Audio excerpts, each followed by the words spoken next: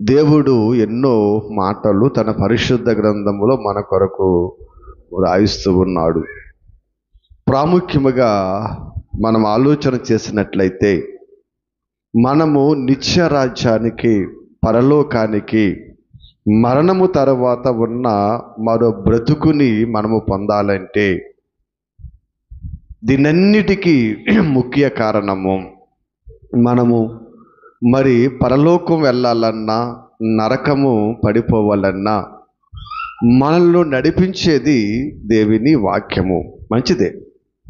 మరి వాక్యము మనల్ని ఎంత నడిపించినా, వాక్యము మనల్ని ఎంత బలపరిచినా, వాక్యము మనతో ఎంత మాట్లాడినా ప్రాముఖ్యమైనది ఒకటి సహకరించాలి.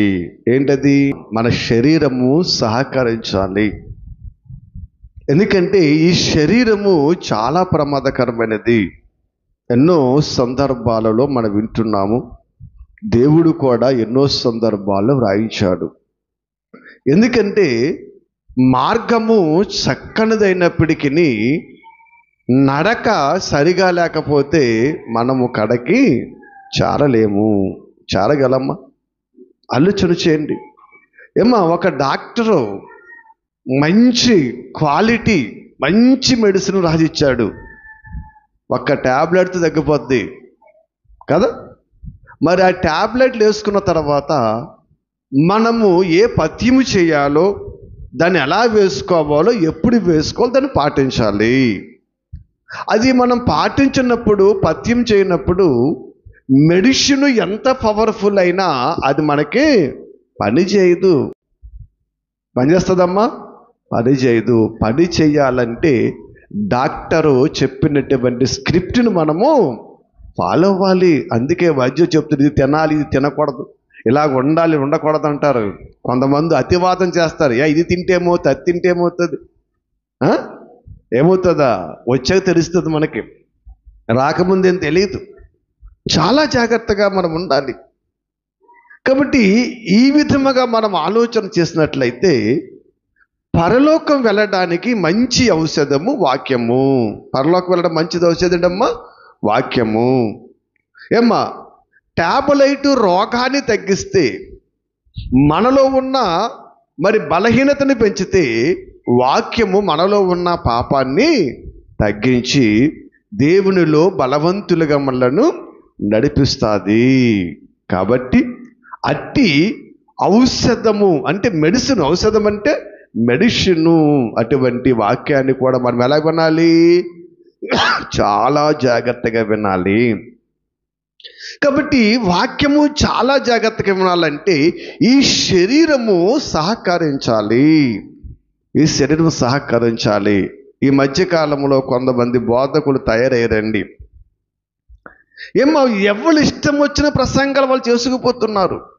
అసలే బైబిల్లో ఏముంది, దేవుడు ఏం చెప్పాడు, ఏం అక్కర్లేదండి.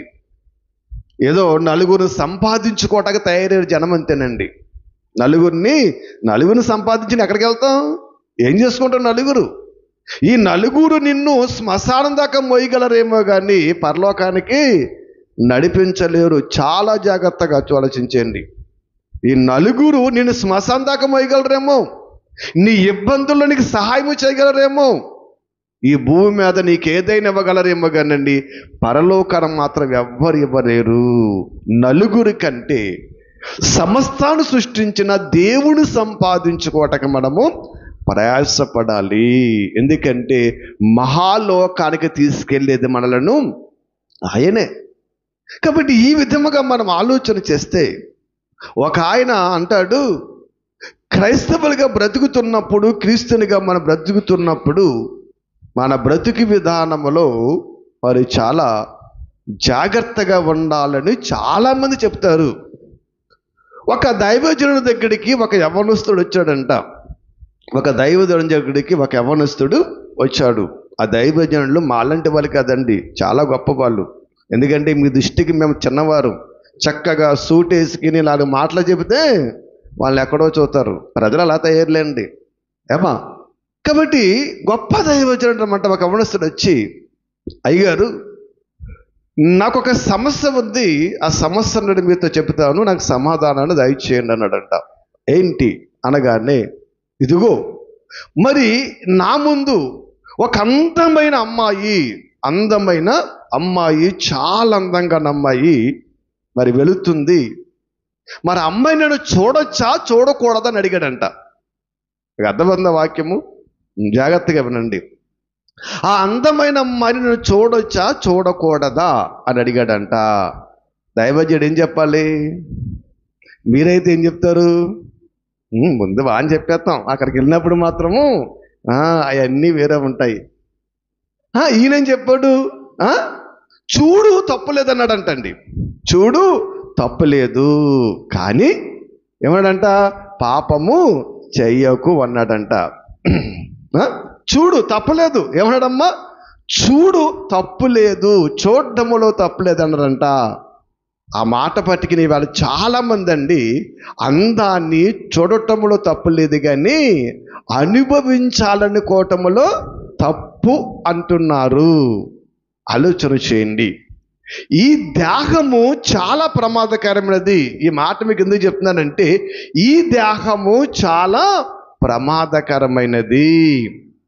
అట్టి ఈ దేహము గురించి జ్ఞాని అనేటువంటి భక్తుడైనటువంటి పౌలు గారు మాట్లాడుతూ ఏం చెప్పాడంటే, రోమాపత్రిక 7వ అధ్యాయము 18వ వచనములో ఒక చక్కటి మాటను అని చెప్పాడు. ఏం చెప్పాడు ఆయన? రోమాపత్రిక 7వ అధ్యాయం 18వ వచనం, నా యందు అనగా నా శరీరమందు మంచిది ఏదియు నివసింపదని నేనెరుగుదునన్నాడండి. ఏమ్మా, ఈ మాట చెప్పేటప్పటికీ పౌలు గారు జీవితం ఎలాగుంది? చాలా అద్భుతంగా ఉంది. ఈయన లోకములో ఉండి చెప్పటలేదు, పాపములో ఉండి చెప్పటలేదు, దేవుని కొరకు సమస్తాన్ని విడిచిపెట్టి దేవుడే మహాభాగ్యము అని స్థితిలో చెబుతున్నాడు ఈయనండి. భక్తుడుగా పరలోక రాజ్య వారసుడిగా ఉండి అని చెప్తున్నాడు. ఇదిగో నా శరీరమందు ఏంటమ్మా? మంచిది ఏదీ లేదు. ఏండి, ఈ శరీరంలో మంచిది ఏది లేదా? కిడ్నీ అమ్ముకుంటే 3 లక్షలు వస్తున్నాయి, కన్ను అమ్ముకుంటే 1,00,000 ఇస్తున్నారు, గుండె అమ్ముకుంటే కోట్లు ఇస్తారు, రక్తం అమ్ముకుంటే లీటర్కి ఎంత? 1200. ఎంత డబ్బు వస్తుంటేని ఈ శరీరంలో మంచిది లేదా? ఏంటి, ఆలోచన చేయండి. నా శరీరం మందు మంచిది ఏది లేదంటాడండి ఆయన. అంటే ఈ శరీరము ఎంత ప్రమాదకరమైనదో పౌలు గారు చెబుతూ ఉన్నాడు. ఎందుకంటే ఈ శరీరాన్ని చాలా మనము జాగ్రత్తగా కాపాడుకోవాలి, భద్రము చేసుకోవాలి. అది జాగ్రత్తగా ఆలోచించేయండి. నా శరీరమందు మంచిది ఏది కూడా లేదు అని చెబుతున్నాడు.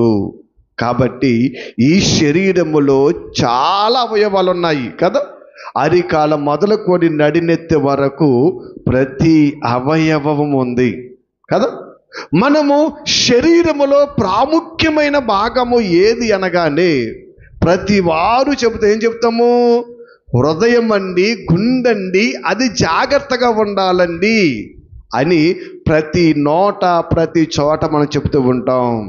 కానీ ప్రాముఖ్యమైనది అది కాదండి. దేహాన్ని పాడు చేసేది, శరీరాన్ని పాడు చేసేది ప్రాముఖ్యమైనది ఒకటి చెప్పారు. ఎవరు? ప్రభువైన యేసు ప్రభువారు చెప్పారండి. ఇప్పుడు ఆ అవయము గురించి మనం ఆలోచన చేద్దాము. ఎందుకంటే ఒక్కసారి మీరందరూ కూడా మీ పరిశుద్ధ గ్రంథాలు తీసినట్లయితే మత్తయి సువార్త 6వ అధ్యాయము, మత్తయి సువార్త 6వ అధ్యాయము ఒకసారి 22వ వచనాన్ని చదువుదాము. మత్తయి సువార్త 6:22.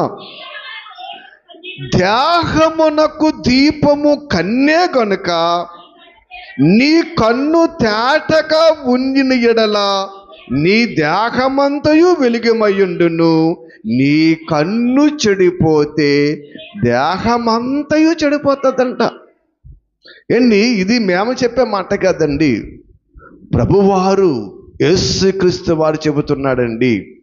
ఏం చెప్తున్నాడు అయినా? నీ దేహమునకు దీపం ఏంటంటమ్మా? కన్నంట. అంటే మన అవయవాలు ఇన్నిటిలో చాలా ప్రాముఖ్యమైనది ఏంటంట? కన్ను. కన్నంట. ఎందుకనంటమ్మా? ఈ కన్ను చెడిపోతే దేహమంతయు చెడిపోతుందంట.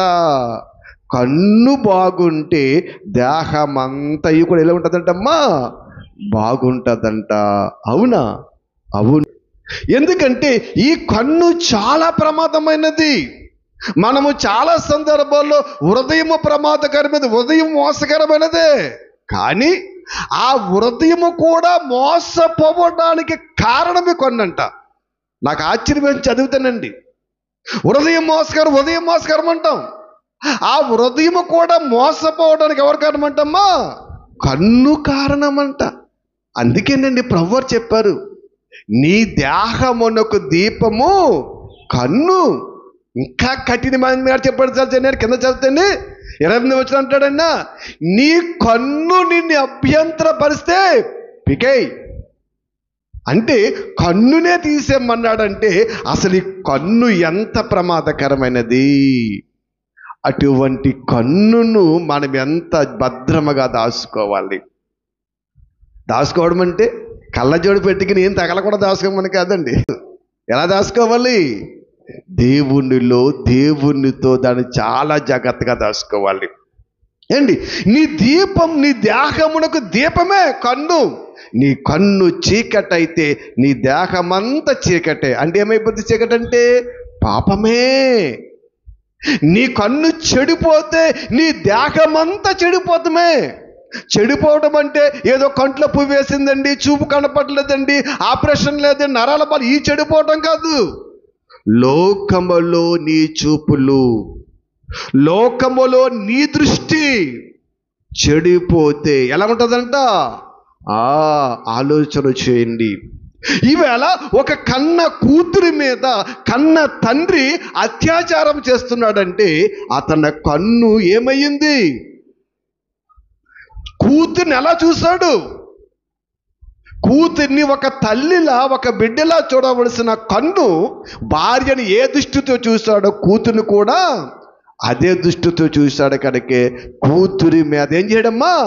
అత్యాచారం చేస్తూ ఉన్నాడు. ఇలా అనేక మంది స్త్రీల మీద పురుషుల మీద స్త్రీలు పోయింది. ప్రపంచం ఏమైపోతుందో నాయన, ఏంటి పరిస్థితి బాబు? చాలా ప్రమాదంలో ఉన్నాం. ప్రభునందు ప్రియమైన దేవుని బిడ్డలుగా ఆలోచన చేయండి. అంటే ఇటువంటి స్థితులు జరుగుతున్నవంటే ఏంటి కారణము? కాబట్టి ఆలోచండి. చూచుట చేత తప్పు లేదు అని చెప్పాడు ఆయన. చూచుట చేత తప్పు లేదన్నాడు. అసలే మన దేవుడు ఏం చెబుతున్నాడు? అసలే బైబిల్ ఏం చెబుతుంది? వాక్యము చెబుతుంది. ఈరోజు మనం నేర్చుకుందాం. చాలా జాగ్రత్తగా ఓపికగా వాక్యం వినండి. ఆలోచన చేయండి. అసలు దేవుడు ఏం చెప్పాడు మనం నేర్చుకుందాం. దేవుడు ఏం చెప్పాడు మనం తెలుసుకుందాం. ఒకసారి ఒక భక్తుడి దగ్గరికి వెళ్దాం. కీర్తన గ్రంథములో 49వ అధ్యాయానికి ఒకసారి మీరు రండి. కీర్తన గ్రంథము 49వ అధ్యాయములో కోరాహు కుమారులు రాస్తూ ఒక చక్కటి మాటను వాళ్ళు రాశారు. 8వ వచనాన్ని మీరు చూడండి ఒకసారి. అందరూ తీసుకోండి. 49వ కీర్తన గ్రంథము 49వ అధ్యాయము 8వ వచనం. వాడు కుళ్ళు చూడక నిత్యము బ్రతుకున్నట్లు. ఇక్కడ ఏం చేయాలండి అమ్మా? ఇప్పుడు నిత్యము బ్రతకాలంటే ఏం చూడకూడదమ్మా? కుళ్ళు అనేది చూడకూడదు కదా. ఇప్పుడు మనం దారంతా వెళ్ళాం, రోడ్డంతా వెళుతున్నప్పుడు అక్కడ ఒక పెంట కనబడ్డది, మంచి స్మెల్ వస్తుంది. ఏం చేస్తాం అంటావేంటి? గాబా కచ్చి బెక్కడం తీసిన ముక్కును బూసుకుని వెళ్ళిపోతాం. మంచిదే. అలాగే దారంటే వెళ్తున్నప్పుడు ఒక చెడు జరుగుతుంది. ఇప్పుడేం చేస్తాం? కళ్ళు మూసి వెళ్ళిపోతామేంటి? అక్కడ ఆగి ఏమైందో చూసి మరీ వెళ్తాము. చూసారా, కన్ను ఎంత ప్రమాదకరమైనదో కదా. అక్కడ ఆగితాం. అక్కడ మనం ఆగాలో వద్దో మనకేమక్కర్లేదు, ఆగి చూసి మరీ వెళ్తామండి. అందుకే నిత్యము నువ్వు బ్రతకాలంటే దేన్ని చూడకూడదు? కుళ్ళు అంటే పెంట మీద కుళ్ళిపోయిన కుళ్ళు కదండి. లోకములో ఉన్న పాపము, లోకములో దుష్టత్వాన్ని చూడకూడదు నువ్వు, లోకములో మలినాన్ని చూడకూడదు నువ్వు. అది చెబుతున్నాడు. నిత్యము బ్రతకాలంటే లోకం ఏం చూడకూడదు? పాపమును చూడకూడదు. అదే భక్తుడు మాట్లాడుతున్న మాట మనకు కనబడుతుంది. ప్రభునందు ప్రియమైన దేవుని బిడ్డలుగా ఆలోచన చేయండి. ఎందుకంటే ఈ చూస్తే ప్రమాదమా? అసలు పాపాన్ని చూస్తే ప్రమాదమా, కుళ్ళుడు చూస్తే ప్రమాదమా అని మనం ఆలోచన చేయాలి. ఒకసారి కొత్త నిబంధనలోకి మనం వచ్చేస్తే అపోస్తలుడైన పేతురు గారు, భక్తుడైన పేతురు గారు రాస్తూ ఒక చక్కటి మాటను చెబుతున్నాడు. ఒకసారి పేతురు రాసిన 2వ పత్రిక తీయండి అందరూ కూడా. కుళ్ళు ఎందుకు చూడొద్దన్నాడు? చూస్తే ప్రమాదమా, అది మంచిది కాదా అని మనం ఆలోచన చేసినట్లయితే పేతురు రాసిన 2వ పత్రిక 2వ అధ్యాయము 14వ వచనాన్ని ఒకసారి చూడండి. 14వ వచనం చూడండి. వ్యభిచారుడు చూసి ఆశించుచు పాపము మానలేని కన్నులు గలవారు అంటున్నాడండి. చాలా జాగ్రత్తగా మీరు వినండి. ఈ కన్నంట వ్యభిచారుడు చూసినప్పుడు ఏం చేస్తుందంట? ఆకర్షిస్తుందంట. పాపము మాననివ్వదంట, ఆకర్షిస్తుందంట. భక్తుడు మాట్లాడుతున్నాడు. ఎందుకంటే ఈ ఆకర్షణలో పడిపోయి ఒక ఉన్నతమైన వారే పడిపోయారు. తెలుసా? చూడండి, భక్తుడు మాట్లాడుతూ, పేతురు గారు మాట్లాడుతూ చూడండి, వ్యభిచారుడు చూసి ఆశించుచు పాపము మానలేని కన్నులు గలవారు. చాలా జాగ్రత్తగా ఉండాలి. దీని గురించి పరమగీతలా రాస్తాడు, తీయకలేదు. అది ఎంత ప్రమాదకరమైనదో, అది మనిషిని ఎలా ఆకర్షిస్తాదో, అది మనిషిని ఎలా లోపరుచుకుంటాదో చక్కగా పరమగీతాలలో వివరిస్తాడు. ఇక్కడ మనం ఆలోచన చేస్తే ఎప్పుడైతే మనము చూస్తామో ఈ కనులంటండి పాపాన్ని మానలేవు, ఆశ కలుగుతుందంట. ఇక్కడ వ్యభిచారమే కదండి, లోకములో చాలా ఉన్నాయి.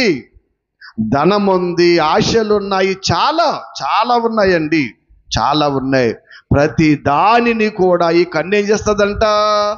ఆశించి పొందాలి అనుకుంటుందంటండి. అందుకే చాలా జాగ్రత్తగా మనం వినాలి. ఎందుకంటే ఈ కన్ను ద్వారా చూసి మలుసుకోలేక గొప్ప భక్తుడే పడిపోయాడు. ఎవరమ్మా? సొలొమోను. ఆయన మనలాంటి వాడు కాదండి,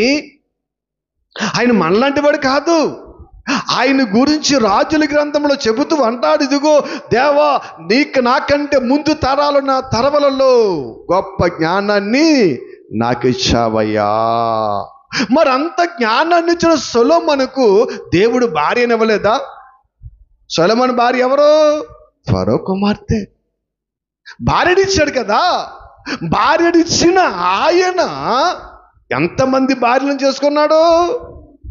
1000 మంది భార్యలండి. 1000 మంది భార్యలు, 700 మంది భార్యలు, 300 మంది ఉపపత్నులంట. ఆలోచన చేయండి. సరే, అక్కడికి వెళ్ళే ముందు ఒకసారి ఆయన ఏం చెబుతున్నాడో మనం విందాం. ఒకసారి ప్రసంగి గ్రంథంలోకి వెళ్దాం. తీయండి, ప్రసంగి గ్రంథము 1వ అధ్యాయము 8వ వచనం ఒకసారి చూద్దాం. ఎడపతెరపు లేకుండా సమస్తం జరుగుతున్నవి, మనుషులు దాన్ని వివరింపజాలని చెప్పి చూచుట చేత కన్ను ఏం చేస్తుందంటమ్మా? తృప్తి పొందదా? మరి చూస్తే తప్పులేదంటున్నాం మనము చూస్తే తప్పులేదంటున్నాము. ఈయనేమో అసలు చూస్తే అది తృప్తి కలగదరా బాబు అన్నాడంటే ఆయన.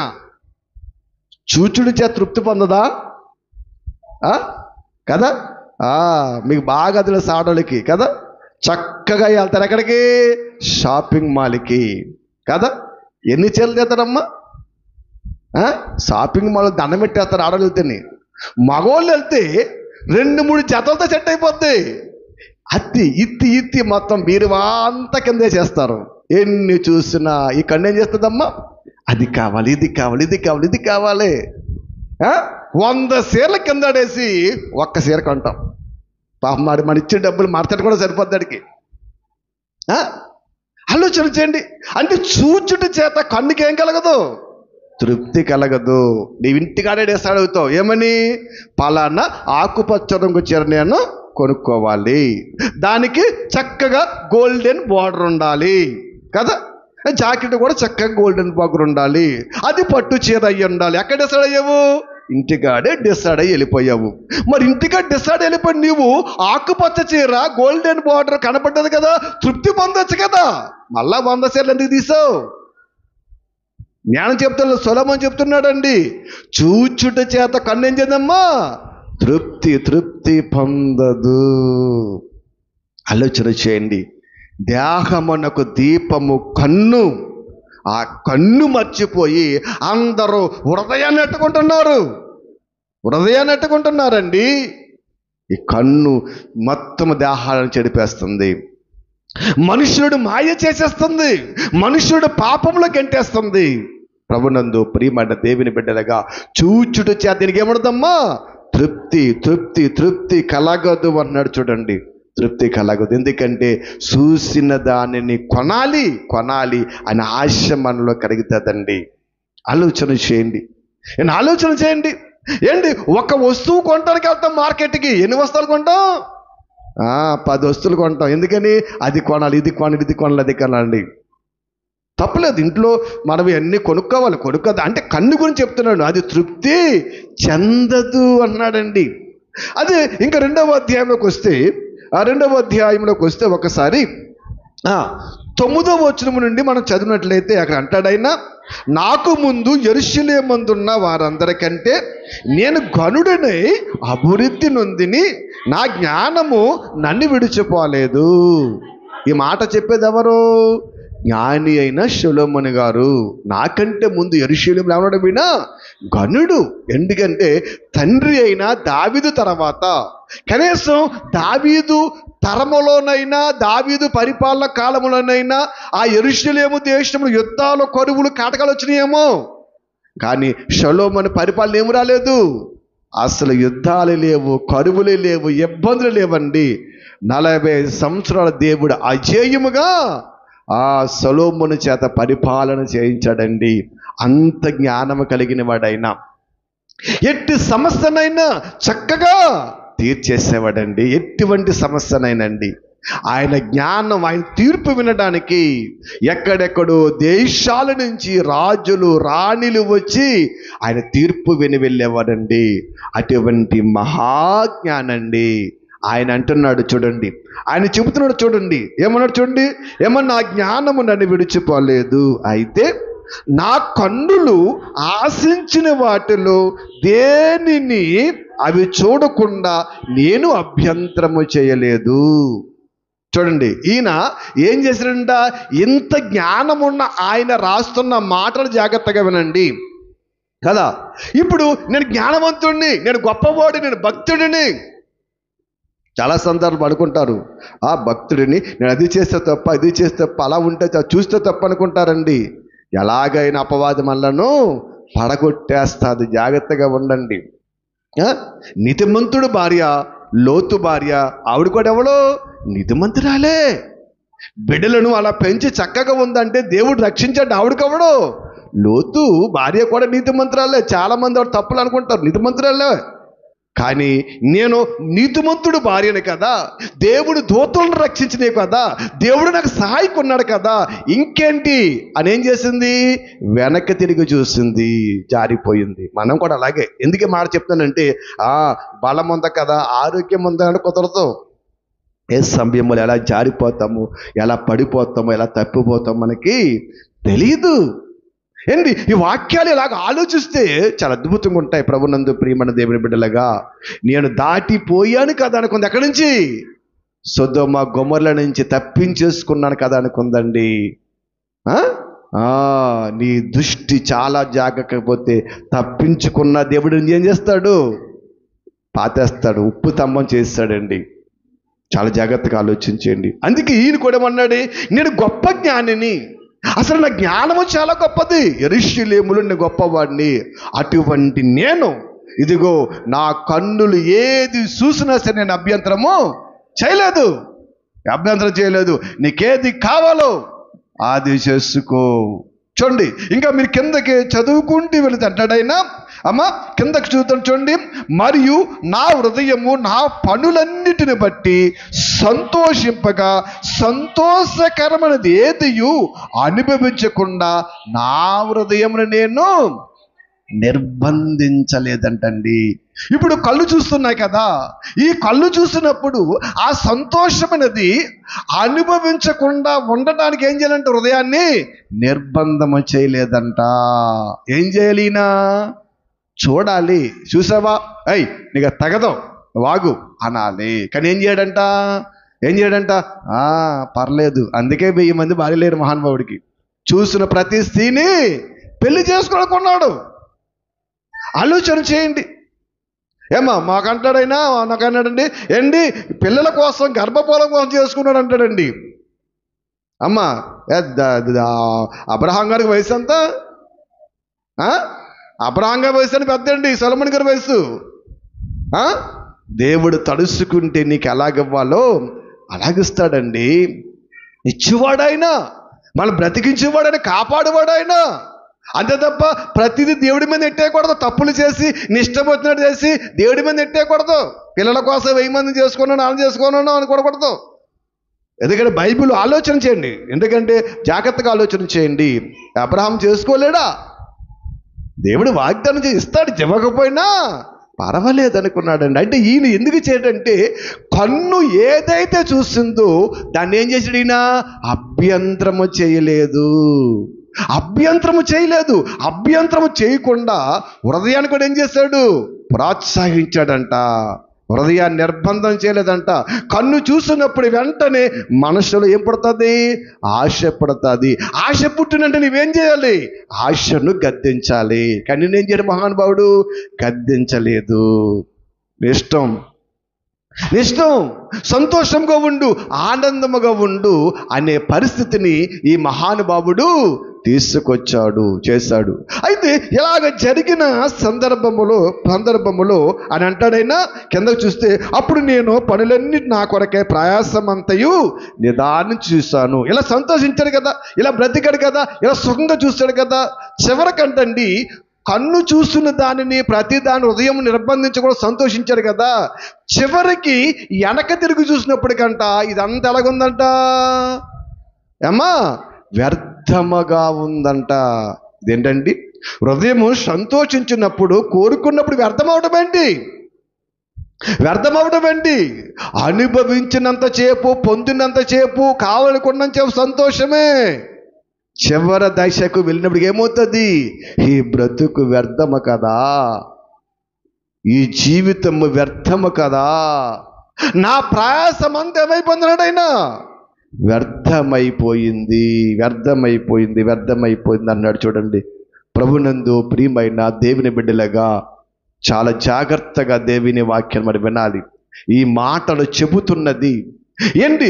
చూసిన దానిని అనుభవించకుండా, కట్టడికి కన్నుకు చేయకుండా ఏంటి హృదయాన్ని ప్రోత్సహించినటువంటి గొప్ప జ్ఞాని మాటలు, తప్పిపోయిన వాడి మాటలండి. ఈయనేమన్నాడు? నా కన్ను ఆశించిన దేన్ని అన్నో వద్దనలేదు. దానికి తోడేం చేయడంట? హృదయాన్ని కూడా ప్రోత్సహించాడంట, నిర్బంధం చేయలేదంట. అన్నిటిలో ముందుకు వెళ్ళిపోయాడండి. చివరికి వెనక తిరిగితే ఏమైపోయింది? భక్తి జీవితం అంతా పాడైపోయింది. ఒక ఉన్నతమైన స్థానములో దేవుని దగ్గర ఉండవలసిన ఆయన ఎందుకు పనికిరాని బ్రతికైపోయాడండి. పాడైపోయాడు, చెడిపోయాడు. ఏంటి, దేవుని దృష్టికి తప్పిపోయాడు. అప్పుడు చూసినప్పటికంట ఇదంతయు వ్యర్థమే కదా, ఈ ఏదో కన్ను తృప్తి చూసిందని హృదయం తృప్తి కోసం నేను అన్నీ చేశాను, ఇదంతా వ్యర్థమే కదా అన్నప్పటికీ భక్తుడికి ఏమైందంటమ్మా, అర్థమయ్యిందంట. అర్థమైన తర్వాత రాస్తున్నటువంటి మాటలివి. అందుకే నాయనా ఏమంటున్నాడు, చూచుట చేత ఈ కన్నేం చెందదు, తృప్తి చెందదు అన్నాడంటే మనం ఏం చేయాలి? వెళ్తూ ఒలుక్కేద్దాం అనాలా అమ్మ? ఒలుక్కేద్దాం అనాలా? చూద్దామనాలా? వెంటనే అటు నీకు పనేంటి, ఇలా చూడు, ఇలాగ వెళ్ళనాలే. చూస్తే అదేమవుదమ్మా, ఆగదు. లోకములు ఏదైనా సరేనండి, లోకములు ఏదైనా సరే ఆలోచన చేయండి.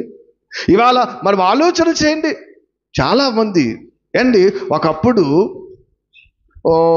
2 రూపాయలు 3 రూపాయలు కూలి 10 రూపాయలు కూలి అనుకోండి, కొన్ని 20 రూపాయలు కూలి అనుకోండి కదా.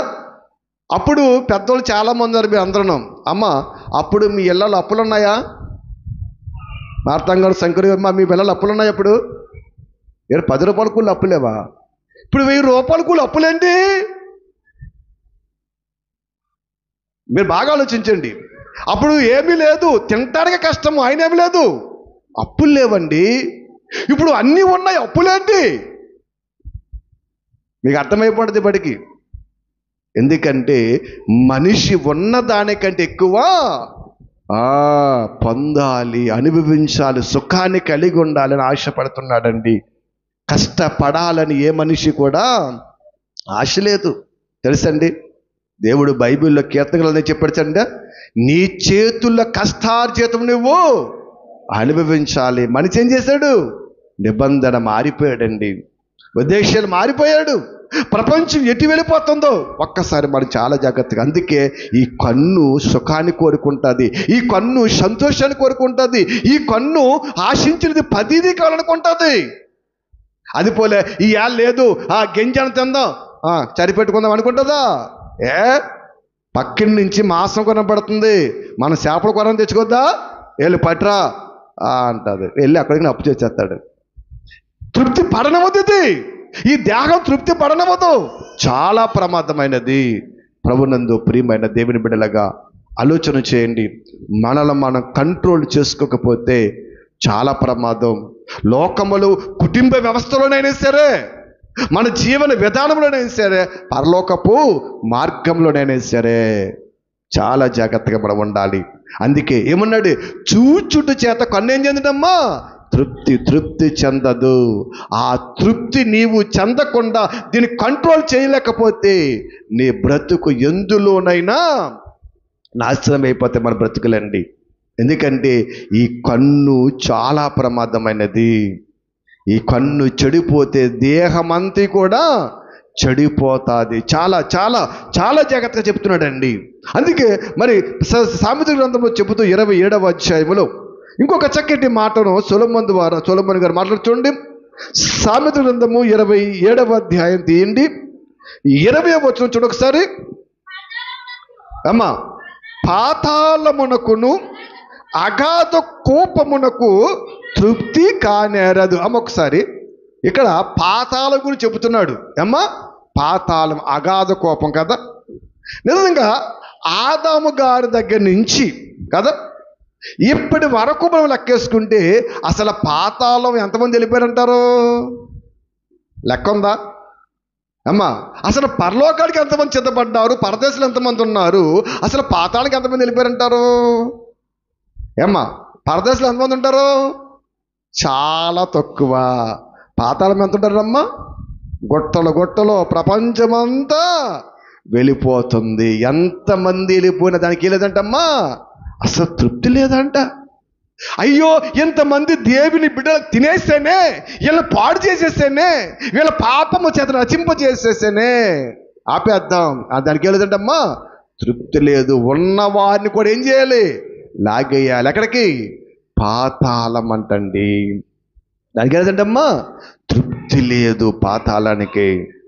ఎంతమందిని పడగొట్టేస్తుందో, ఎంతమందిని లాగేస్తుందో. కోట్ల జనము, మిలియన్ జనం వెళ్ళిపోయినా పాతాళానికి తృప్తి లేదంటండి.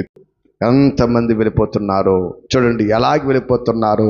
అలాగే కిందేమో చూడమైనా, కిందన అలాగుననే నరుల దృష్టి తృప్తి కానేరదు అన్నాడు. చూడండి, దృష్టి అంటే చూపు. మనం చూపు ఏం చేద్దంటమ్మా, మన చూపు ఏం చేద్దంట, తృప్తి కానేరదంట. కానేరదా, కానేరదు. ఎందుకంటే అనుభవములో నుంచి రాశాడు మహానుభావుడు, జ్ఞాని అయిన సొలొమోను గారండి. భార్య ఉంది, తృప్తి పడలేదు. మరొక భార్యను చేసుకుని తృప్తి పడలేదు. ఇలా చెప్పుకుంటూ వెళితే ఆయన ఎలా తప్పిపోయాడు. మనము కూడా మన బ్రతుకులలో ఆశల వలయాలలో, కోరికల వలయాలలో చిక్కుబడి మనం కూడా ఏం చేస్తామా, తప్పిపోతాము అని దేవుడు ముందుగానే రాయించాడండి. ఎందుకంటే చూచుట చేత కన్యమందమ్మా తృప్తి పడదు. ఎందుకంటే నిజంగా మనం తృప్తి పలిగితే బట్టల షాప్కి అయిన తర్వాత 3-4 సేర్ల కంటే ఎక్కువ తీయం మనం. అర్థమైందా? తృప్తి ఉన్న వాళ్ళు ఏం చేయరమ్మా, 3-4 జత కంటే ఎక్కువ తీయం మనము. అంటే దీని తృప్తి కలగదు. అది కొనాలి, ఇది కొనాలి, ఇది కొనాలి, ఏదైనానండి. ఒక వస్తు విషయంలో, అది విషయం, ఇది విషయంలో కదా, ఎన్ని తిరగేస్తాం చూడండి. కొనేది ఒకటే కదా. చక్కగా వస్తాడు మన ఇంటికి, ఆ ఇంటికి అమ్ముకుని వస్తాడు కదండి. ఏటి ఆ నుంచే పెడతాం. కొనేది ఒకటి, ఆడి దగ్గర 100 తిరగేస్తాం. ఆడు గోళ వదిలి అమ్మ, ఇంకో దిక్కున అమ్ముకుంటానని వదిలో, వాళ్ళని వదలం. ఇది తిరగేస్తాం, ఇది ఎంత, అది ఎంత, ఇది ఎంత, ఇది ఎంత, ఇది ఎంత. కొనేది ఒకటే, నీకు కొనాలని ముందు నిర్ణయించుకున్నావు, అన్నీ తిరగేసేస్తావు. చూడాలి, తృప్తి కలగ తిరిగి. ఇంకేమున్నాయా బడిది అంటాం మనవాడిని. ఇంకేమున్నాయా మా అయ్య ఉన్నాయి అంటాడు. ఆడు బాధ, ఆడిది ఎల్లు అమ్ముకోవాలి. చూసారా, దేహమునకు దీపము ఏంటమ్మా, దీనిని మనం కంట్రోల్ చేసుకోకపోతే చాలా ప్రమాదము. భక్తులు తమ జీవితాల్లో ఎన్నో మాటలు రాయిస్తూ ఉన్నారు. ఎందుకంటే ఆయన పడిపోయాడండి. ఆయన ఉన్నతమైన స్థానములో దేవుని దగ్గర గొప్ప స్థితిలో నుంచి ఎక్కడికి వెళ్ళిపోయాడు, ఆయన పడిపోయాడు. మహానుభావుడండి. పడిపోయిన ఆయన అనుభవంలో నుంచి రాస్తున్న మాటలు, అనుభవంలో నుంచి రాస్తున్న మాటలు. ఎందుకంటే ఆయన హృదయంలో ఏముంది, ఏముందమ్మా, జ్ఞానం ఉంది. హృదయంలో జ్ఞానం ఉంది, కానీ చూపులేముంది, తేడా ఉంది. చూపులో తేడా ఉందండి. ఆలోచన చేయండి. చివరికి ఆయన ఎటువంటి పరిస్థితికి వెళ్ళిపోయాడో, ఎటువంటి భయానక స్థితికి వెళ్ళిపోయాడో మనకు తెలుసు. ఎందుకంటే ఒకసారి మనం ఆలోచన చేసినట్లయితే 1 రాజుల గ్రంథములో 11వ అధ్యాయములో 2వ వచనం చూడండి. కామాతురత గలవాడై వారిని ఉంచుకొనుచు వచ్చెను. అతనికి 700 మంది రాజకుమార్తెలైన భార్యలను 300 మంది ఉపపత్నులు కలిగి ఉండి, అతని భార్యలు అతని హృదయం ఏం చేశారు, ఇప్పుడు ఏం చేశారమ్మా, తృప్తి వేశారంట. ఎందుకు ఈ మాట చెప్తున్నారు ఇస్తండి, జీవితంలోకి, బ్రతుకులోకి మీరు చాలా జాగ్రత్త. జీవితములోకి, బ్రతుకులోకి దేనిని మడితే దానిని, ఎవరిని మడితే వారిని ఆహ్వానించకూడదు. అర్థమైందా? కొన్ని సందర్భాలు అంటాం, ఈమె అడిగెట్టిందండి మా ఇల్లు పాడైపోయిందండి, ఈమె అడిగెట్టిందండి మా ఇల్లు బాగుందండి. అందుకే పెళ్లి చేసే ముందు నిజంగా మాట నాకు ఏదనుకోండి, ఇది నాకు చాలా బాగేసింది, ఎందుకు 7 తరాలు చూడాలంటారు. ఎందుకంటే అలా చూడకపోతే ప్రమాదము. భార్యనే కదా, స్త్రీయే కదా అని ఆహ్వానించాడు. ఏమైపోయాడు, వాళ్ళే ఇతర బ్రతుకుని తిప్పేశారంటండి, జీవితం తిప్పేశారండి. అందుకే చాలా జాగ్రత్తగా ఉండాలి. క్రైస్తవ జీవితం అంటే మామూలుది కదండి. లోకంలో ఎలా బ్రతుకు, నేను ఎవ్వడు ఏమనడు. మహాలోకానికి చేరాలంటే నీ దేహాన్ని చాలా కట్టుదిట్టంగా చేసుకోవాలి. చూడండి, భార్యలు అతను ఏం చేశారు?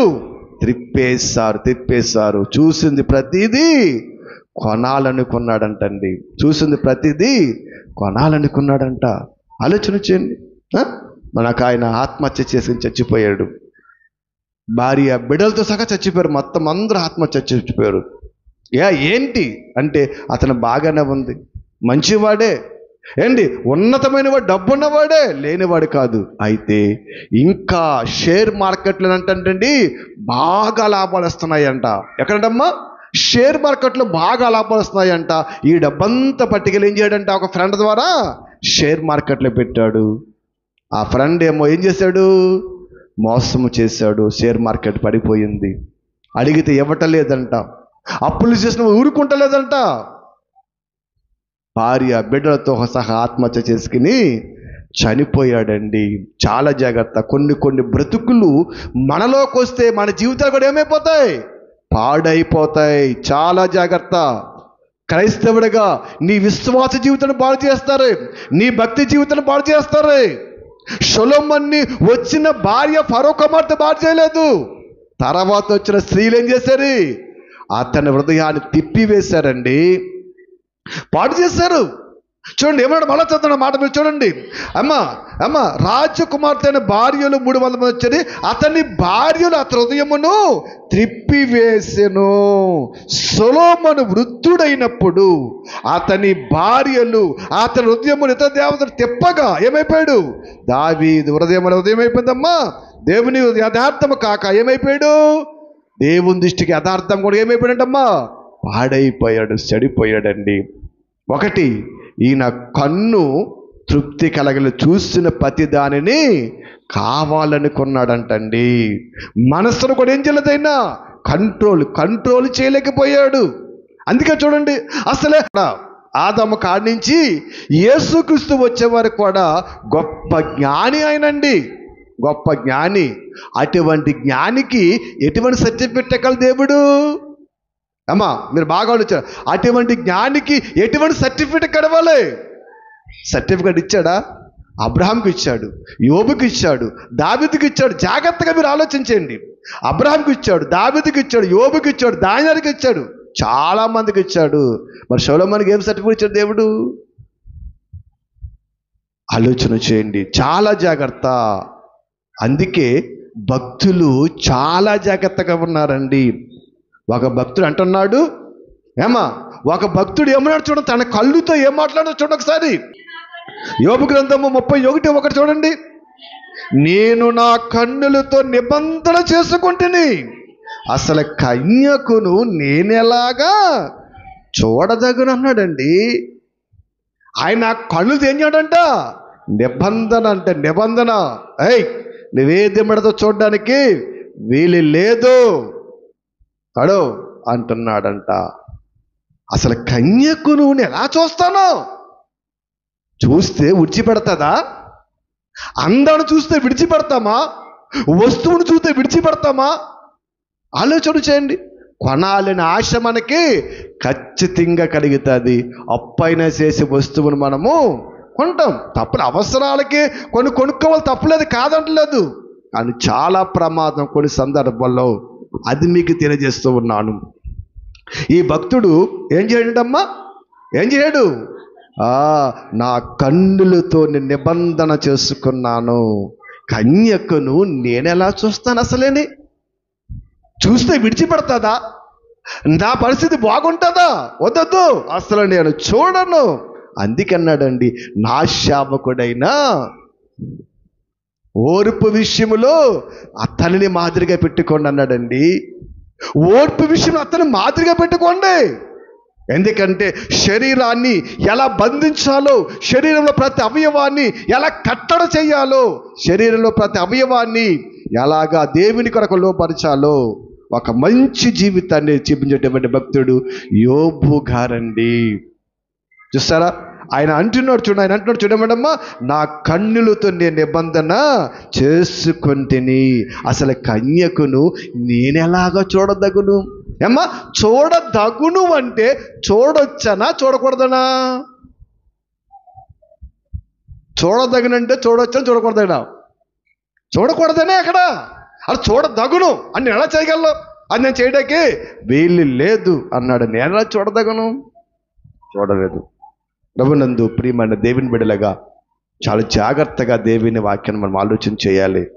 భక్తులు నిలబడ్డారంటే, భక్తి జీవితంలో అభివృద్ధి చెందారంటే, ఇవాళ సమస్త ప్రపంచానికి వారి మాదిరిగా ఉన్నారంటే, వారి దేహాన్ని దేవుని కొరకు లోబరిచారండి. ప్రతి అవయవాన్ని దేవుని కొరకు ఉపయోగించారండి. ఈ కన్నును దీపముగా ఉంచారు. అందుకే వారి దేహం అంతమైంది, వెలుగుమయమైపోయింది. ఒకే ఒక్కసారి ఆశపడ్డాడు మహానుభావుడు. ఎవరు? అమ్మా, భక్తుడైన దావీదు గారు ఒక్కసారి ఆశపడ్డాడు. ఆ మేడ మీద నడుస్తున్నప్పుడు, ఆ బెత్షెబ గారు స్నానం చేస్తున్నప్పుడు చూసి ఆశపడ్డాడు. మళ్ళేమన్నాడు? ప్రభువా, నేను చాలా తప్పు చేశాను నాయనా. దానికి ప్రతిఫలం ఏమిచ్చాడు? కన్న బిడ్డనే ఎంత ప్రయాసపడినా. కాబట్టి చూడండి, మళ్ళా తన జీవితంలో ఏం చేయలేదు, వెంటనే ఏం చేయడు, కంటితో నిబంధన చేస్తాడు. నువ్వు ఎవరు మాడతా చూతాకి వేరే లేదు. బత్షెబ కదమ్మా, చూసావు, నువ్వు చూసిన తర్వాత ఊరుకున్నావా? నా చేత పాపం చేయించావు, ఇక్కడి నుంచి నువ్వు చూడడానికి వీరి లేదని ఆయన కూడా నిబంధన చేసుకున్నాడు. అలా భక్తులు ఎంతో మంది నిబంధన చేసుకున్నారు. మనము కూడా కంటితో నిబంధన చేసుకోకపోతే చాలా ప్రమాదం అండి. ధనం అమ్మనివ్వండి, ధనాన్ని చూసుకోవడం కన్నేం చేయదు, తృప్తి చెందదండి. చాలా చెప్పుకుంటూ వెళ్తే చాలా ఉంటాయి, కానీ మీకు సింపుల్గా నేను చెప్పుకుంటూ వెళ్తున్నాను. కాబట్టి ఆలోచన చేయండి. ప్రభునందు ప్రియమైన దేవుని బిడ్డలుగా మనం ఆలోచన చేసినట్లయితే, ఎందుకు ఈ కన్నుని మనం చాలా జాగ్రత్తగా ఉంచాలి? హృదయం మోసకరం ఏంటంటున్నాం? అసలు హృదయాన్ని కూడా మార్చేస్తుందండి కన్నండి. భక్తుడు మాట్లాడుతుంది ఏమంటమా, అలాగూ చేసినడల్లా పరమందున్న దేవుని ఆజ్ఞ ఏమగును, ఉన్న స్థలమందున సర్వశక్తిని స్వాస్థ్యము ఏమైపోతుందయ్యా? అసలు దేవుని ఆలోచనలు ఏమైపోతాయి? ఆయన పరలోకం ఏమైపోతుంది? వెళ్ళొద్దా? ఆయన ఉద్దేశాలు ఏమైపోతాయి? అవన్నీ నేను పాడు చేసి ఏమవుతాను? అసలు దాన్ని నేనెందుకు చూస్తాను? నా వద్దు అని చూడండి. అలాగ చూస్తే ఏమడమ్మా, నేను అబద్ధికుడినే ఉంటాను, మోసగాడిని అయిపోతాను, మోసగాడినైపోతాను. వద్దొద్దు, నేను యథార్థపరుడై ఉన్నానని దేవుడు తెలుసుకున్నట్లు. చూడండి, నేను యథార్థపడి ఉన్నట్లు దేవుడు తెలుసుకున్నట్లు. ఇప్పుడు 7వ వచనం చదవండి అందరూ కూడా. న్యాయమైన త్రాసులో ఆయన నన్ను తూచునుగాక, నేను త్రోవ విడిచి నడిచినలా నా మనస్సు నా కన్నులను అనుసరించిన ఎడల మాలిన్యమేమైనను నా చేతులకు కడిగిన ఎడలా. చూసారా? ఇప్పుడు మనసంట దేనిని అనుసరించి నడుస్తుందంట? కన్నులను అనుసరించి నడిస్తే. ఎందుకంటే చూచుడు చేతుడికి ఏం తృప్తి లేదు, కావాలనుకుంటుంది. ఎప్పుడైతే తృప్తి కలగాలనుకుంటుందో అప్పుడు మనసు ఏమైపోద్ది, ఆటోమేటిక్గా కన్నులను అనుసరించేస్తుందంటండి, అనుసరించి నడుస్తుందంట. చూడండి మళ్ళీ చదువు చూడండి. నా మనస్సు నా కన్నులను అనుసరించి నడిచినడెల్లా అమ్మ మాలిన్యం ఏదైనా నా చేతికి అంటితే నేనేమైపోతాను? నా బ్రతికేమైపోతుంది? అసలు నా జీవితం అయిపోతుంది, పరమంతుల దేవుని దృష్టికి నేను ఏమైపోతాను అంటాడండి భక్తుడండి. సరా? ఎందుకంటే ఈ కన్ను చూస్తే వెంటనే ఏం చేస్తుందంట, మనస్సును కూడా తిప్పేస్తుందంట. చూసా, మనస్సు కన్నులను అనుసరించి నడిస్తే చాలా ప్రమాదము. నిజంగానండి, మనం బాధపడతాం ఎవరు చూసి? కళ్ళీళ్ళని చూసి బాధపడతాం కదా. వాళ్ళ చూపు లేదండి, లోకాన్ని చూడలేదండి, వాళ్ళు ఎంత అదృష్టవంతులు తెలుసండి. మనసులో కోరికలు ఉండవు, వాళ్ళకి ఆశలు ఉండవు. మనం ఏది పెడితే వాళ్ళు తింటారు. పలానా రంగు బట్ట కట్టుకొని ఉండదు వాళ్ళకు. మనం ఏ బట్ట వేస్తే వాళ్ళు వేసుకుంటారు. నోటికి రుచి ఉంటుందేమో కానండి, దేహానికి రంగు ఏముండదు. గొప్ప అదృష్టవంతులు. మనమేదో భక్తి బరిలాగా చూసి అయ్యో అని జాలపడతాం. అసలు మనం చూసి జాలపడాలి. కళ్ళు లేకపోయినా మేము గొప్పవారులా, మేము చూసిన దానిని మనసు పాడు చేసుకోవట్లేదు.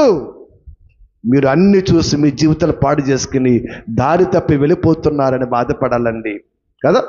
అది కళ్ళు ఉన్నవాడు గొప్పడా, కళ్ళు లేని గొప్పడా? కళ్ళు లేని వాళ్ళ అదృష్టవంతులు తెలుసండి. ప్రభునందు ప్రియమైన దేవుని బిడ్డలుగా కళ్ళుండి మన దేహాన్ని చీకటమేం చేసుకుంటున్నాం. వాళ్ళ కళ్ళు లేకపోయినా చక్కగా పాపము చేయడానికి వాళ్ళకి అవకాశం లేదు. చూసిన దాన్ని ఆశించాలని కోరిక వారికి లేదు. మాడిది ఏమంటారు, కొంచెం మాంసం కూడా అది ఇది అంటారు, అంతకుమించి ఏమాడితే వాళ్ళు నాకు పచ్చ కలర్ డ్రెస్ కావాలంటారండి. ఏం కనపడదు చూసుకుంటే కలిగి. ప్రభునందు ప్రియమైన దేవుని బిడ్డలుగా బాగా ఆలోచన చేయండి.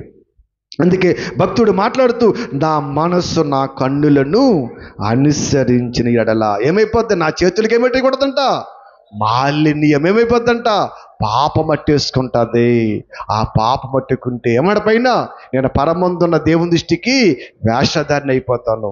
ఆ దృష్టికి నేను తప్పిపోవడమైన అయిపోతాను. వద్దు, నాకొద్దు. అందుకే నా కన్నులతో నేనేం చేస్తున్నాను? నిబంధన చేసుకున్నాడు. ఏమని? కన్యకును నేనెలా చూసేదను. చూసారా? నిబంధన చేసుకోలేదు కనుక జ్ఞాని సొలొమోను పడిపోయాడు. పడిపోయాడండి. ఆయనే కాదు ఇంకొక ఆయన పడిపోయాడు. ఎవరో? సంసోను గారు. మామూలు వ్యక్తి అయినా మహాబలవంతుడండి. సొలొమోనుకి ఏ క్వాలిటీస్ ఉన్నాయో సంసోను కూడా క్వాలిటీస్ ఇచ్చాడు దేవుడు. గొప్పవాడండి. 100 మందిని ఒకేసారి ఇస్తున్నటువంటి శక్తిమంతుడండి, బలవంతుడండి. ఆత్మచేత నడిపింపబడినవాడు. ఆత్మచేత నడిపింపబడినవాడు. ఎక్కడికో వెళ్ళాడు. ఎక్కడో దలీలను చూశాడు. మోహపుతో ఆమెను మోహించాడు, పడిపోయాడు. ఏమైపోయింది తన భక్తి జీవితము? దేవుడు ఉన్నతమైన స్థితిలో, గొప్ప స్థితిలో ఉండవలసిన ఆయన ఎక్కడో పొరుగు దేశములో దిక్కులేని చావు చనిపోయినటువంటి పరిస్థితి మనకు కనబడుతూ ఉంది. ప్రభునందు ప్రియమైన దేవుని బిడ్డలుగా చూసారా, ఆయన చూచుడు చేత ఏం చేయలేదు, కంటిని కంట్రోల్ చేసుకోలేకపోయాడండి కదా. వాడు చక్కగా లాగింది, తన బ్రతుకునంతా లాగేసింది, చదివేసింది, తన తోటి వారికి బంధువులు చెప్పేసింది, చంపేసాడు, అయిపోయింది. చూసారా, అప్పుడు మాట్లాడుతున్నాడు, ప్రభువా నేను తప్పు చేశాను, ఒక్క అవకాశం నాకు నేనా, ఒక్క అవకాశం కూడా ఎందుకేమో తెలుసండి, ఈ దుష్టులందరూ కూడా చంపేయడానికి ఇమ్మన్నాడు. వాళ్ళు భక్తులు కాబట్టి ఇచ్చాడు. మనకి అలాగెత్తాడు అనుకోకండి. ఎందుకంటే మనం చాలా తెలివైన వాళ్ళు. అవకాశం ఇచ్చాడు, మళ్ళీ ఏం చేద్దాం దేవుణ్ణి, మళ్ళీ ఇంకోసారి ప్రభా, ఇంకోసారి ఊరుకోం మనం. భక్తులండి. ప్రభునందు ప్రియమన్న చూడ, సొలొమోను పడిపోయిన మళ్ళా లేపబడ్డాడు, వీళ్ళందరూ లేపడ్డాడు. కానీ మనం అలా కాదు. ఎందుకంటే అప్పుడు లోకం వేరు, అప్పుడు పరిస్థితులు వేరు, ఇప్పుడు పరిస్థితులు వేరు. చాలా జాగ్రత్తగా ఉండాలి, చాలా జాగ్రత్తగా ఉండాలి. అందుకే అప్పుడు పడిపోయిన ఆ అజ్ఞాన కలమం దేవుడు చూసి చూడనట్టు వదిలేస్తాడు. ఇప్పుడు తప్పిపోతే ఏమన్నాడు, తప్పిపోతే మళ్ళొచ్చి అన్నాడా? చాలామంది తప్పిపోయిన కుమారుడు కథని ఎన్నిసార్లు తప్పిపోయినా పదనుకున్నారా? ఆయన ఒక్కసారి తప్పిపోయాడు, అందుకే వచ్చాడు. ఏమాడు ఎప్పుడు పత్రిక పౌలు గారు, వెలిగింపబడి తప్పిపోయావా మరలా నిన్ను నూతన పరచుట అసాధ్యం. అంటే తప్పిపోవడానికి వీలు లేదు. చాలా జాగ్రత్తగా ఆలోచన చేయండి ప్రభునందు ప్రియమైన దేవుని బిడ్డలుగా. అందుకే నా మనస్సు దేన్ని అనుసరించకూడదు, కన్నులను అనుసరించకూడదు. నా మనస్సు కన్నులను అనుసరించిందా చాలా ప్రమాదము. అందుకే కన్నుతో మనం ఏం చేయాలమ్మా, నిబంధన చేసుకోవాలి. చివరగా యెషయా గ్రంథము భక్తుడు యెషయా గారు రాస్తూ ఒక చక్కటి మాట రాస్తూ ఉన్నాడు. ఏండి, భక్తుడైన యెషయా గారు రాస్తూ 33వ అధ్యాయాన్ని తీయని అందరూ కూడా, 33వ అధ్యాయము ఒకసారి 15వ వచనాన్ని తీయని ఒకసారి. అమ్మా, నీతిని అనుసరించి నడుచుచు యథార్థముగా మాటలాడుచు, అమ్మా నిర్బంధం వలన మచ్చు లాభమును ఉపేక్షించుచు, లంచము పుచ్చుకొనకుండా చేతులను మలుపుకొని, హత్య చేయుటూ మాట వినకుండాటు చెవులు మూసుకొని, చెడుతనము చూడకుండా కన్నులు మూసుకొనివాడు ఉన్నత స్థలములయందు నివసించును. ఎవరంటమ్మా? ఇప్పుడు చూచేవాడా, కళ్ళు మూసుకునేవాడా? కళ్ళు మూసుకునేవాడంటండి ఎక్కడ వస్తాడంట? ఉన్నత స్థలము. ఉన్న స్థలం అంటే ఈ లోకములు ఏదో గొప్ప వాళ్ళు కాదండి, పరలోకము. ఎప్పుడు కూడా మనం దేని గురించి చేయాలి? పరలోకం, ఆత్మ సంబంధమైన జీవితం గురించి ఆలోచించేయాలి. అందుకే ఆయన మాట్లాడుతున్న మాట చూడండి, ఏమన్నా చూడండి అమ్మా. ఏం చేయాలి? న్యాయముగా బ్రతుకుతూ ఏం చేయండి? చెవులు మూసుకోవాలి. దేని మూసుకోవాలి? చెవులు. దేని మూసుకోవాలి? గట్టిగా సౌండ్ అనుకున్నారా? చెడు వినకుండా చెవులు మూసుకోవాలి కదా. చెడు లాలన మాటలు, మంచి మాటలు చెవిలా పెడతాం మనం. ఏది వినపడినట్లా దగ్గరికి వెళ్ళిపోతాం. నోటి కట్టేస్తాం చెవి కొంతమందికి. మూసుకొని చెవులు మూసుకుంటామా? అయ్యి బాబా అది చెడ్డది. అది ఏది వినాలో ఏది వినకూడదు కూడా మనకు అవసరం లేదు. ప్రతిదీ నేస్తున్నాం. చాలా జాగ్రత్త. క్రైస్తవ జీవితం ఇది. లోకంలోనా మీ ఇష్టానుసారి మీరు ఎవ్వడడ్డి పెట్టడు, ఎవడ మీతో మాట్లాడో. దేవుని దగ్గరికి వచ్చి కట్టుబాట్లు ఉన్నాయి, పద్ధతులు ఉన్నాయి, క్రమాలు ఉన్నాయి. ఎలా బ్రతకాలో దేవుడు నేర్పుతున్నాడు. అవన్నీ మనం నేర్చుకోవాలి. చెవులు ఏం చేయండి అమ్మా? మూసుకోవాలి. వినబడుతుంది కదా అని ప్రతిదీ విన్నామనుకో ఊరుకుంటుందండి? ఊరుకుంటుందా? అది లోపలికెళ్ళి మనసుని ఏం చేస్తుంది? ప్రేరేపిస్తుంది, ఆశలు కలిగిస్తుంది, పరిస్థితులు మార్చేస్తుంది. అందుకే ఏమడి కింద పడకండమ్మా, కన్నులను చూడకుండా, కన్నులు చెడుతనమును చూడకుండా కళ్ళు ఏం చేయాలి? మూసుకోవాలి. చెడుతనం చూడకుండా ఏం చేయమ్మా? కన్నులు మూసుకోవాలి. అందుకే కళ్ళు మూసుకున్న భక్తుడు యోబు జీవితం ఎలాగుంది?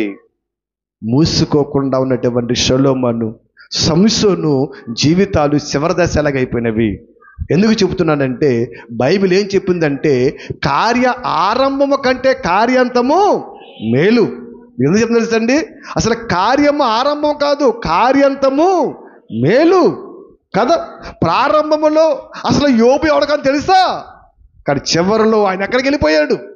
ప్రారంభంలో సంసోను, సమ్ములు ఎంత గొప్పవారు, చివరికి ఏమైపోయారు చూసారా?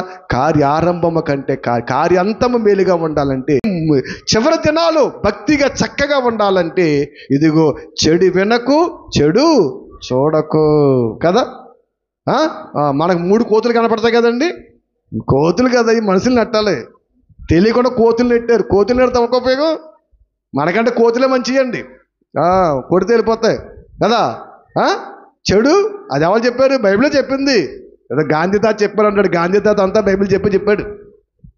గాంధీ అవనండి, డాక్టర్ అంబేద్కర్ అవనమండి, ఏంటి బారిస్టర్ చదువు, లండన్లో చదివిన ప్రతి వాళ్ళు అందరూ కూడా చదివారు. వీళ్ళందరూ ఏం చదివారు? వాళ్ళు బైబిల్ నుంచేనండి. ఎవరు మేధావులు ఎవడ మాట్లాడినా ఇదే బైబిలు.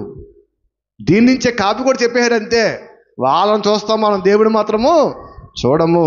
చెడు చూడకు, చెడు మాట్లాడుకో, చెడు వినకు అన్నాడు దేవుడు అండి. చూసావా? నీ బ్రతికైపోతుంది. ఆలోచన చేయండి. మన దేహమునకు ఏంటి ముఖ్యమైనది? కన్ను, కన్ను, కన్ను, కన్ను. ఆలోచించండి. ఇంటిలో కరెంటు పోతే మన బ్రతికి ఎలా ఉంటుంది? రోజు నడిచే ఇల్లే కదా. మంచాన్ని తంతామో, కొండలు తంతామో, ఏం తంతామో తెలీదు. పడేలి మన గుద్దేసుకుంటాం తలుపుని చీకట్లో, తెలీదు. అలాగే ఈ దేహము కూడా మూసుకుపోతే పాపంలో పడిపోయి ఎలా బ్రతుకుతున్నాం? మనకి బ్రతుకయోమయమైపోతుంది, జీవితమయమైపోతుంది. అందుకే దేహమునకు దీపం ఇవ్వమన్నాడు దేవుడు. కన్నునైనా మతసమర్లా చెప్పాడు కదా 6వ అధ్యాయంలో, ఇదిగో నీ కన్నంతా కూడా తేటగా ఉంటే దేహము, నీ చూపు మంచిదైతే, నీ ఆలోచన మంచిదైతే, నీ మాట మంచిదైతే నీ దేహం అంతా పవిత్రముగా, పరిశుద్ధతగా ఉంటుంది, దేవునికి ఇష్టముగా ఉంటుంది. ఏది తప్పిపోయినా మలినమైపోయావా, నీ బ్రతుకు ఇప్పుడు బాగుంటుంది. చివరి బ్రతుకులలో ఏమైపోతావు? భయంకరంగా పడిపోతావు. ఆలోచన చేయండి. అందుకే భక్తున్నాడే అమ్మా, కన్నులను ఏమనుసరిస్తుందంటే అమ్మా, మనస్సు అనుసరిస్తుంది. అందుకే ఇదే చూడకపోతే ఇదేమి కూడా ఆలోచించదు. చూడనప్పుడు మనసు ఏం ఆలోచిస్తుంది? ఏం ఆలోచించదు. అందుకే మనస్సు కంటే ముఖ్యం ఏంటంటమ్మా? కన్నులు. మనసు కూడా భద్రమే కాదంటలేదు, ఇది మూసుకోవాలి. చాలా ప్రతిదీ మన ఇష్టం వచ్చినట్లు చూడటం, వినటం, మాట్లాడటం కుదరదు. కాబట్టి అందుకే ఒకవేళ నీ కన్ను అభ్యంతరపరిచిందని దాన్ని తీసివేయి అన్నాడండి. మనం తీసివేయలేం కానీ కనీసం ఏం చేద్దాం? దాచుకుందాం, భద్రం చేసుకుందాం.